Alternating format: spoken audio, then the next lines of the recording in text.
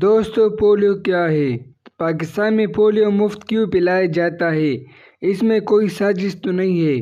Polio تمام دنیا سے ختم ہو چکا ہے سوائے پاکستان اور افغانستان کے۔ اگر ان دو ملکوں سے بھی پولیو ختم ہو جائے تو پوری دنیا کی پولیو سے ہمیشہ کے لیے جان چھوٹ جائے گی۔ اس کے برعکس اگر پولیو کا مکمل قلعہ کم نہ ہو سکا تو اس بات کا امکان بہت زیادہ ہے کہ پولیو دوبارہ دنیا میں پھیل جائے۔